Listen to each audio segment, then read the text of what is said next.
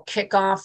So again, this is Dr. Rhonda Farrell joining you from Global Innovation Strategies, the Success Strategists. Today, we are talking about Spotlight on Strategy and continuing our conversations from earlier in the year, our first 15 episodes that really went through each leg of a strategic triad: clarity, alignment, and performance. What are the different tools and strategic actions you can take to mature strategy, incubate strategy, collectively harness strategy in support of exponentially growing and you're performing your business at a higher level. So today, this is our last episode of our Spotlight on Strategy aggregation sessions for the summer. In September, we're going to kick off with episode 16 of our Spotlight on Strategy program. And again, we'll do deeper dives into methodologies, frameworks, tools, and ways you can operationalize strategy within your organization with the intent to A, drive leadership development, B, drive staff and workforce integration, and C, of course, help you steer the ship to greater levels of performance and success in the short, mid, and long term. So again, our wrap-up session for Spotlight on Strategy today, we're going to talk about the major elements that we need to be thinking about as executives, as CEOs, as entrepreneurs, and you as a leader, a SME, a workforce person, as you're building your brand within the organization and external to the organization so that you can add more value every day. So the first thing we want to be cognizant of is this concept of continuous scanning. Why is this important? Because when we're sailing a ship, we need to understand the direction the wind is blowing. And we get those signals in three different ways. One, it's rolling down from the board of directors, the board of advisors, the executive team in the form of strategic goals and priorities for a certain time period. But that strata of decision makers, of executives, of captains of the organizational ship, so to speak, also are consistently scanning what's on the horizon, right? So we may have a map, but maybe some new issue arose in the channel we want to take. So we need to understand what is our alternate routes. Maybe a supply chain issue arose. So we need to think about our products and our services in a different light. Do we need to get new suppliers? Do we need to get integrators in different parts of the world?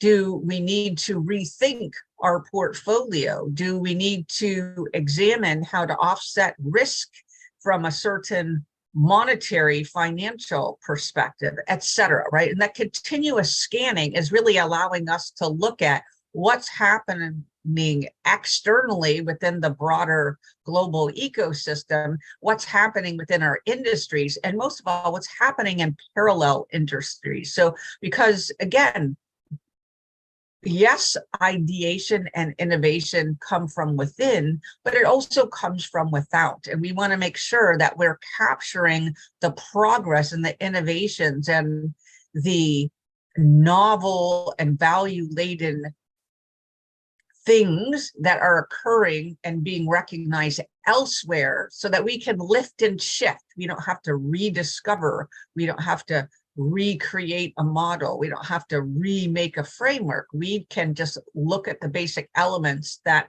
has occurred in some other field, some other industry, some other place in the world, and understand, how can I think about that a little bit differently? So if it has value and merit for our organization, how can we bring that to life with minimal disruption and maximum value add for our organization performance and long-term sustainability. So continuous scanning helps us understand not only the opportunities, but the threats and the advances that are occurring, so that we will know if we are going to be cued to do a strategic refresh, given the, I would say, the level of disruption or revolutionary necessity that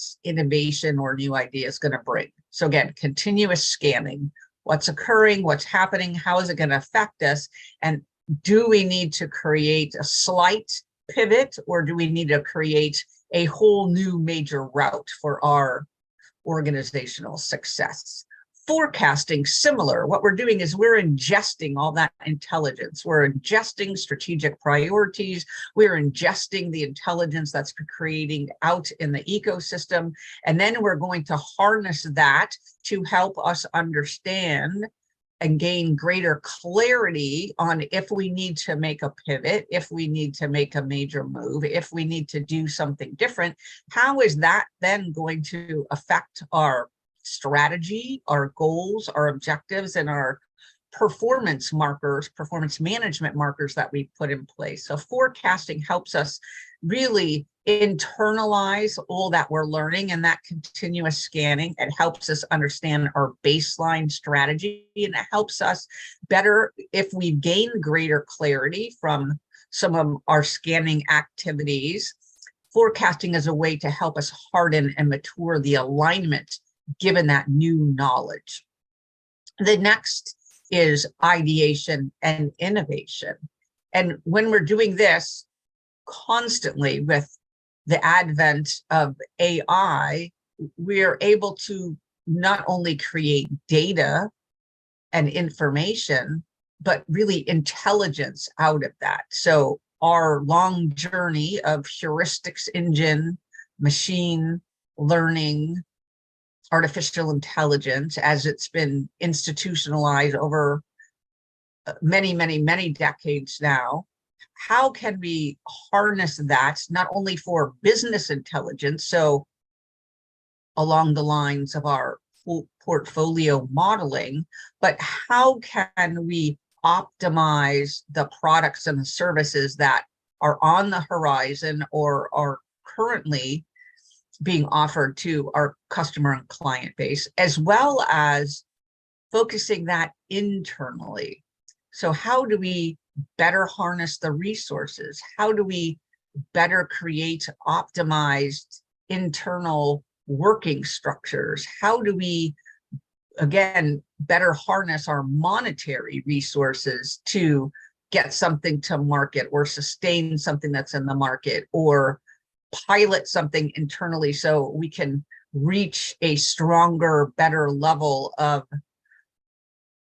line in the sand where we're either gonna give it a green light, or we're going to give it a yellow light, or we're going to give it a red light. So it's going to strengthen our capabilities to forecast. It's going to strengthen the intelligence that we're being provided during that scanning phase. It's going to strengthen our decision-making capabilities, as long as we ask the right questions, as long as we put in the right business rules, as well as much as we are willing to focus on the intelligence that's being derived, and then actually being able to use it and harness it for its intended purpose, which is to drive higher levels of performance, higher levels of success, etc. So again, that is not a simple task. It is a people, a process, a technology component. It's about how we integrate that across our organizations. It's how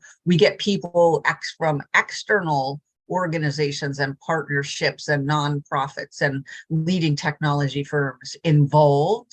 It's about helping to make the process, the growth process, transparent, so you are showing and leading the way forward etc. So there's a strategy underneath the strategy for ideation and innovation and the harnessing of artificial intelligence, etc., with regard to what your organization is, how it's using it, how it's harnessing it, and the caliber and the confidence level of the decisions you're able and capable of deriving at because of the use of those. So it's not something that you want to do on an ad hoc, although ad hoc will help you get pockets of information and intelligence to help you inform your forecasting, to help you inform your scanning strategy or your scanning integration and implementation strategy, etc.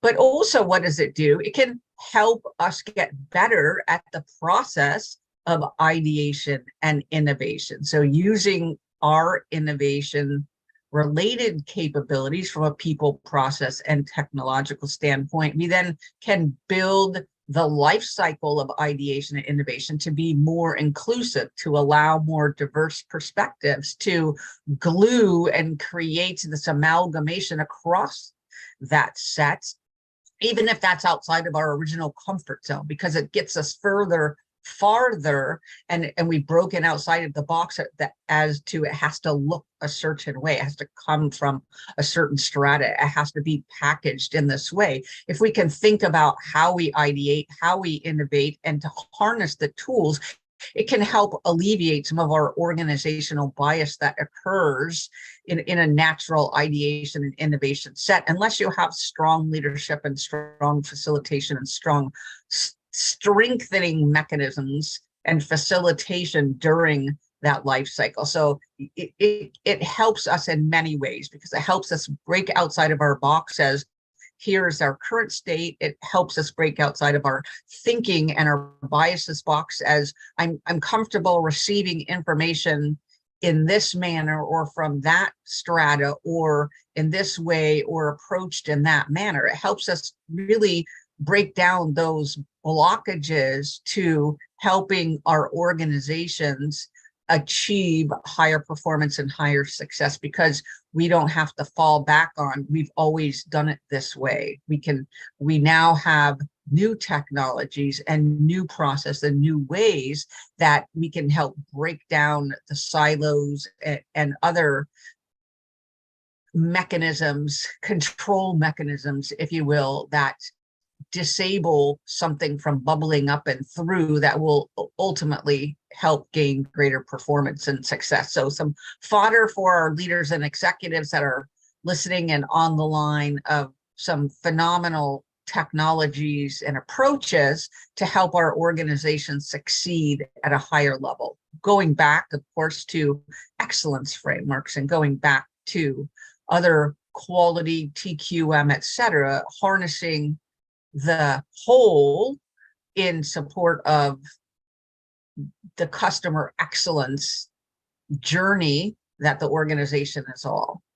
The next one is strategic alignment. So looking at harnessing what we're learning from our scanning, hardening and maturing our forecasting, enabling our ideation and innovation capabilities to help us think outside the box with regard to what's in the art of possible, portfolio, service, delivery, internal changes, etc.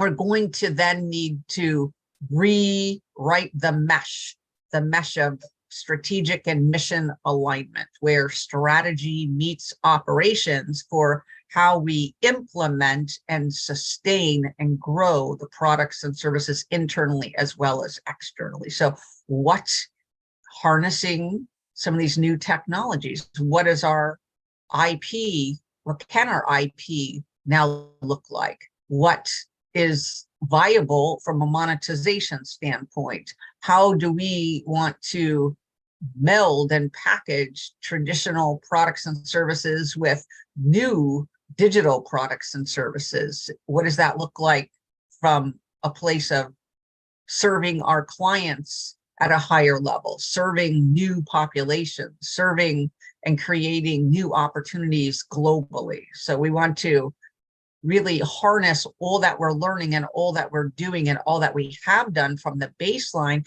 to create, again, that new strategic and mission alignment mesh. And that's an art and a science, some quantitative, given that the new focus on the ingestion of data from across your organization and external, being able to analyze and being able to pinpoint. And that's really where data meets AI, ML, more quantitative analysis type operations, to where we're able to harness the information and intelligence at its highest level, to say, what are we solving for? Are we solving for optimized revenue streams?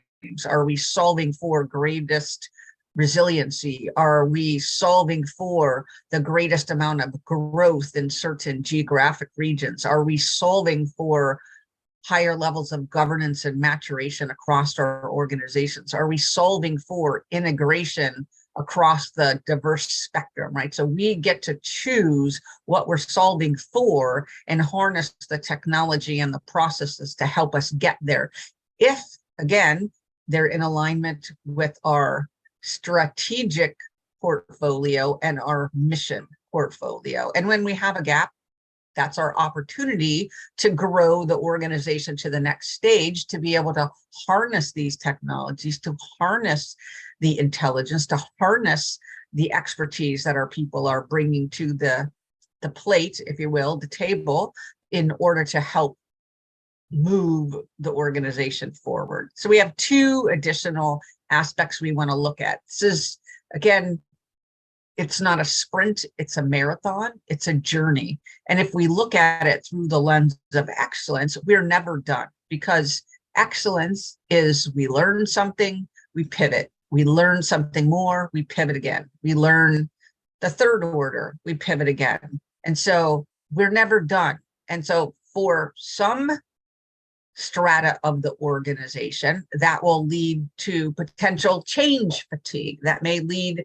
to organizational fatigue, because they feel like they're in a constant run of sprints, and they never get to catch their breath before the next stage and the next stage and the next stage. So that it really depends on your organization, the size and the culture. How far do you want to go? How fast do you want to move to get there? How do you want to harness your organizational resources and external and tools and processes to help you get there?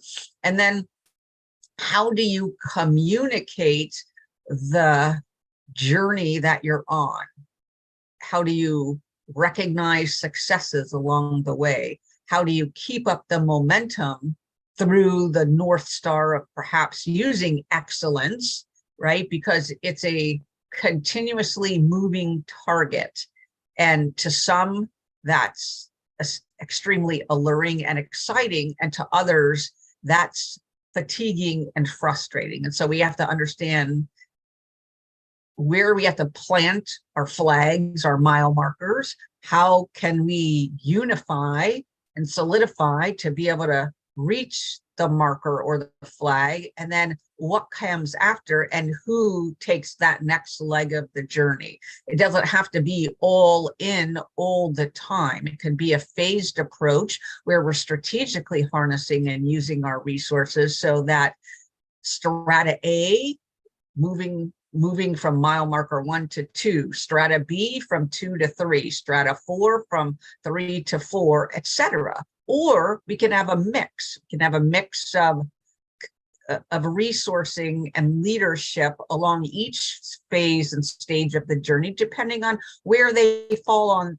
that continuum. Exciting, frustrating, enabling, fatigued, right? So you have to gauge and understand and place your resources accordingly on the continuum. And most of all, ask, right? If we move to a place of know thyself and know thy peer and know thy leaders and organizational resources, then we can much better reach our performance, because we will be in a stronger alignment, and we will have gained clarity on what's most important to each of the strata within our organizations and our partners and our customers externally. So last but not least is, as we're moving along our journey to excellence, we need to be cognizant of this balance of risk and resiliency. How much risk do we wish to take with regard to the innovations that we are putting forth out into the marketplace from a product or service or digital or other offering? What is our resiliency? So from the cyber perspective, we could look at that from defense in depth. What safety nets do we have to put in place to support our organization if we're going for a 10x, 50x, 100x? What risk offsets do we have to put in place if we take some cues from the financial markets and balance our risk approach if we're over and under, so that we come out exponentially ahead of the game? We use the same type of risk analysis to understand what one move can we make that heightens our performance, how heightens our outcomes, and while at the same time offsetting our risk. So from a balanced portfolio perspective, we're still moving ahead to reach the 10x, 50x, 100x success factors that we've been going after. Again, this is the last session of Spotlight on Strategy for our summer session, helping you ignite greater success and performance in your organization, or for our solopreneurs, your life and your business. So again, we welcome you to harness and use all of these tools: continuous scanning, forecasting, ideation and innovation, strategic alignment, excellence, and risk and resiliency to help you gain a strategic advantage so that you can move ahead further and faster. This is Dr. Rhonda Farrell, Global Innovation Strategies, the Success Strategy, signing off on our final summer program of Spotlight on Strategy. We will rejoin you again in September with episode 16 of our normal programming. We wish you high amounts of performance and, of course, ultimately the 10x, 50x, 100x levels of success that you are looking to achieve within your organization.